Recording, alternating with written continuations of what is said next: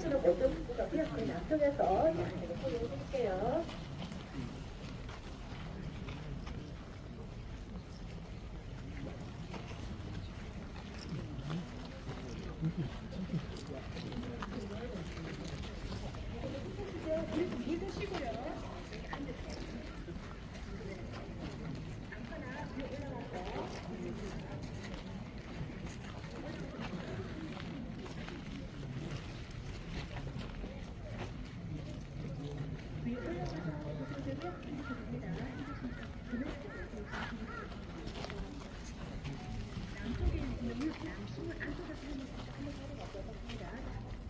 저 끝에 계신 분들 소리 들리나요? 네. 너무 멀리 계시면 소리가 안 들립니다. 월대 동에서 서까지 길이가 약 9m까지 됩니다. 남북 한쪽까지가 69m고요. 안쪽이 높은데 남쪽 끝, 북쪽 끝, 끝까지 달라지고 있죠? 뭐 때문이라고요? 소리 보여주는 두 번째는 동물을 사용하시는 분입니다. 왕을 포함한 대만을 다 조사하실 거고요. 북쪽 월지에는 하시는 분들 가운데는 악기 원자를 선택했습니다. 자, 그리고 이 목조 건물 동에서 서까지 길이가 약 101m입니다. 101m는요, 나무 기둥 있죠? 기둥 밑에 돌기단이 있습니다. 기단에서 기단까지가 101m입니다. 나중에 저진을 가시면 104m가 나옵니다. 104m는 목조 건물 천막끝에서 천막까지 보시면 되겠습니다. 자, 그리고 나무 기둥과 기둥 사이가 방 한 칸, 35칸 되기 방입니다. 그리고 열고닥과는 문자기에 해자가 발이 있는 곳이 신주가 모셔지는 곳입니다. 신주가 모셔져 계시고 제사상이 차려지는 목조 건물도 중요하지만 그게 못지않게 오열대도 중요한 곳입니다. 종묘는 건축 공부를 한 학생들은 필수 코스라고 들었습니다. 지금 돌아가셨는데 일본 건축학원에서 시라이 세이즈라는 분이 계십니다. 그분이 한국의 종묘는 동양의 파르테논 신전이라고 추천하셨습니다. 제 설명 안 듣고 나중에 질문하시면 안 됩니다. 네. 그리고 건축계의 노벨상을 타신 분이 있더라고요. 프랑스 게르라고. 인터넷 들어가 보시면 독특한 분을 유명한데 그분도 한국의 종묘를 보기 위해서 가족 여행을 한국으로 오셨습니다. 그리고 저희들이 강의를 했었었는데 작년 2월달에 경북에 있는 모로대학 건축학 교수 강의를 들었습니다. 사람마다 다르겠지만 그분이 말씀하시기를 건축가가 좋아하는 탑3 건물에 종묘가 들어간답니다. 탑3 건물은 아까 제가 말씀드렸습니다. 병산서원, 부석사, 종묘. 저는 종묘 해설사입니다. 그 중에서 어떤 분요? 알겠습니다. 자, 그리고 신주가 모셔야 되는 방 한 칸에는 돌아가신 왕과 왕비의 신주가 함께 계십니다. 힌트 나갑니다. 살아있는 사람은 해가 지는 동쪽이 높은 자리고요. 죽은 있는 사람은 해가 지는 서쪽이 높은 자리가 되겠습니다. 자, 그러면 돌아가신 왕의 신주는 방의 동쪽에 있을까요? 서쪽에 있을까요? 자, 다쯤 오니까 여러분 몸이 찌뿌둥하시죠? 이거 시험치는 막 절대 아닙니다. 여러분의 의견을 듣고 싶은 것뿐입니다. 손을 벌려서 택직하면서 준비되셨죠? 택직하는 거예요. 돌아가신 왕의 신주는 방을 동쪽에 있을까요? 서쪽에 있을까요? 돌아가신 왕의 신주는 방을 동쪽에 있다. 손 드세요. 한 명도 안 계셨습니다. 저는 적이 없어요. 아무도 못 봤어요. 자, 다시 한번 갑니다. 자, 돌아가신 왕의 신주는 방을 서쪽에 있다. 약속 작전. 감사합니다. 감사합니다. 천재이십니다. 방의 서쪽에는 돌아가신 왕의 신주를 모시고요. 방의 동쪽에는 돌아가신 왕의 신주를 모십니다. 근데 왕 한 명에 왕비 한 명 또는 두 명, 세 명 계십니다. 어느 분이신가 봐요? 그분 못 오십니다. 첫 번째 왕비가 돌아가시는 두 번째 왕비, 두 번째 왕비 돌아가시는 세 번째 왕비가 준비하시는 거예요. 첫 번째 왕비를 우리는 뜻 원자 써서 원비라고 부르고 있고요. 두 번째, 세 번째는 이열계자, 일등한 계자, 계비라고 부르고 있습니다. 원비, 계비 다 정신도입니다. 종교는 어디가 높은 자리? 서쪽이 높은 자리. 왼쪽 끝에 있는 달이 있는 곳이 방번호 1번입니다. 1번, 2번, 3번, 4번, 5번, 6번, 7번, 8번, 9번, 10번째 칸에 자물쇠가 있는 거 보이시죠? 자, 그리고 11, 12, 13, 14, 15, 16, 17, 18, 19입니다. 처음부터 긴 공을 안 줬어요. 처음에는 신주로 모시는 방은 그쪽에 7칸만 있었습니다. 7개. 근데 여기 모셔야 될 신주가 들어나서 4칸 더 늘렸습니다. 11칸이 되었어요. 11칸이 된 상태에서 나라에 큰 난리가 났습니다. 1592년 임진왜란. 그때 경복궁, 창덕궁, 창경궁 경우가 다 타버렸습니다. 신주는요, 신주는 무사했습니다. 선전한 광해군이 있습니다.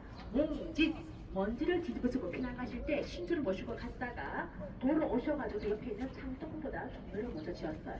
왜죠? 조상을 모셔야 되기 때문에.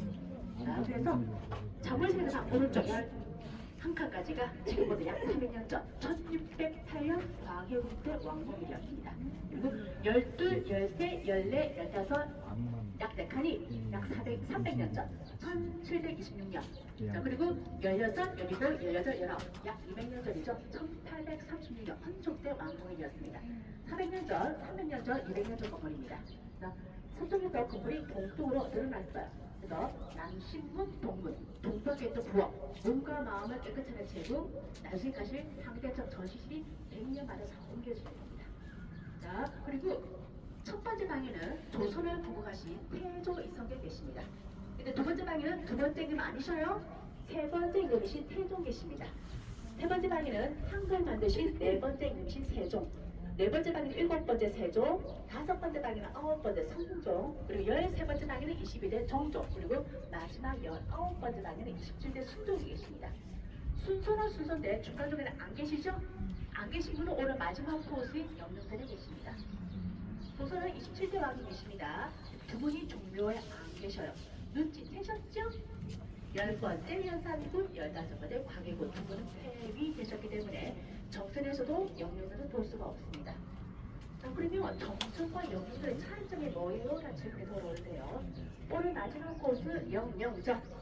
조상과 자손이 영원히 평안하여라 갖고 있는데, 영령전은 처음부터 계획을 해주신 건물이 아닙니다. 필요해서 세종 3년 1421년에 만들어졌습니다. 어떤 필요인가요? 태조 이성계의 4대 조상을 모시기 위해서. 태조 이성계의 아버지 어머니, 할아버지 할머니, 증조 할아버지 할머니, 고조 할아버지 할머니, 이자춘, 입춘, 이행리, 이한사를 모시기 위해서인데요. 이분들은 고려 시대 사람들입니다. 이분들의 자손 이성계가 조선을 건국했어요. 조선을 건국할 당시에는 조선시대 돌아가신 왕이 계십니까? 안 계십니다.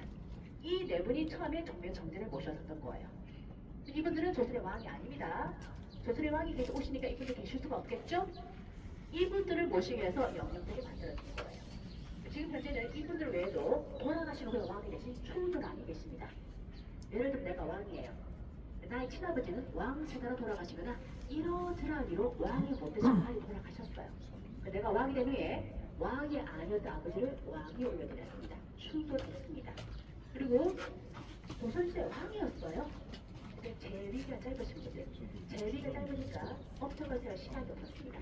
자손이 없는 경우도 있습니다. 많은 분들이 영령선을 보시고, 영령선은 조선의 왕중에서 공가닥이 없으시는 분을 모시는구나 라고 말씀하시는데, 맞아요. 정선에 비해서도 공가닥이 낮으신 분들입니다. 근데 그분들에서 만든 건물이 아니죠. 누구라고요? 태조 이성계의 조상을 모시는 만든 건물. 그래서 서울의 생활에서 만들었다고 보시면 되겠습니다.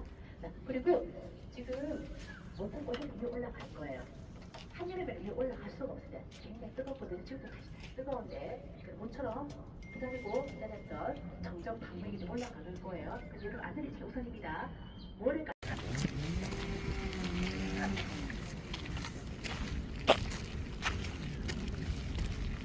너무 기대하지 마시고요. 자, 빨리 통과할 건데요. 앞에 있는 도서관을 깜짝 놓치라고요. 놓치기. 자, 오른쪽 끝에는 알겠습니다. 무슨 거예요? 갑니다. 제가 눈으로 생각합니다. 이 정도예요, 이 정도. 지금 하겠습니다. 바로 끝났습니다. 뭐야?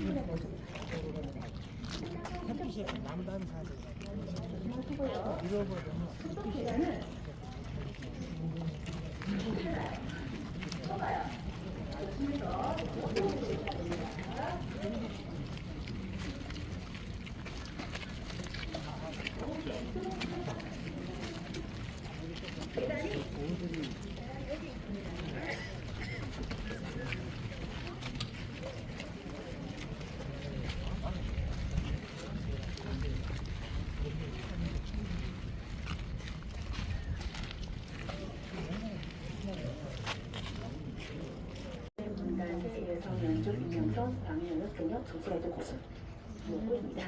종교들 나옵니다. 오른쪽 16번째 방, 왼쪽 15번째 방, 14번째 방. 15번째 방이랑 14번째 방에는 22대 정조의 아버지들이 계십니다. 아버지들입니다. 15번째 방에는 친아버지 사도세다. 종교는요, 친아버지 사도세대 아들은 왕이 될 수가 없었어요. 사도세다에게는 형이 한 분 계셨습니다. 교장세다. 이분도 빨리 돌아가셨어요. 종교는 빨리 돌아가신 큰아버지 호적이 있게 됩니다. 그래서 큰아버지 아들로 왕이 될 수 있었거든요. 큰아버지에게도 묘호를 드렸습니다. 진종이라고. 친아버지 사도세다는요, 정도대 아닙니다. 대한예국 고종 때 추조되셨습니다. 장도라는 묘를 받았습니다. 종묘는요, 무덤이 아닙니다. 학생들이 오셔서 종묘 무서워요. 그래요. 왜? 시체가 없습니다. 좀 유골 없어요. 많은 분들이 종묘에 왕을 초상한 어진이 있는 것 같은데 어진은 보여주세요. 종묘에는 왕을 초상한 어진 없습니다. 뭐만 있다고요? 신주만 있습니다. 자, 이런 제도는 중국에도 있고 베트남에도 있습니다. 근데 우리나라가 이걸 받쳐주는 기록들 의계와 실록이 있고요. 그리고 건물이 남아있고 안에 모셔도 계시는 조선제거 진품이고요. 지금도 자손이 제사 지내는 곳입니다. 그래서 세계유산 유형과 무형 두 개를 갖고 있습니다. 자, 종묘는 연산군, 광해군 모셔져 있다 없다? 없다. 없습니다.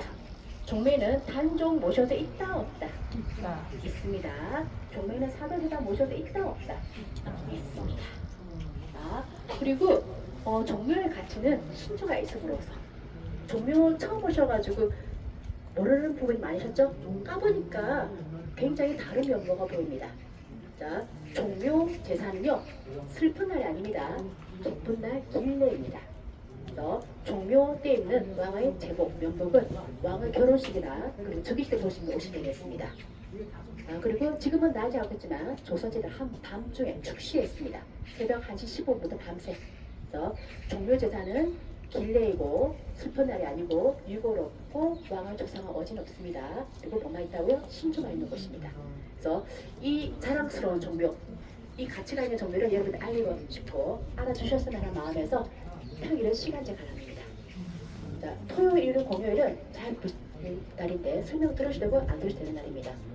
근데 일요일날 설명 안 들으시고 그냥 보고 가니까 건물을 몇 개문에 닫혀져 있고 보여주는 건 없고 나 천원당 입장 있는데 아깝네 해서 나가시면서 말씀 많이 하십니다.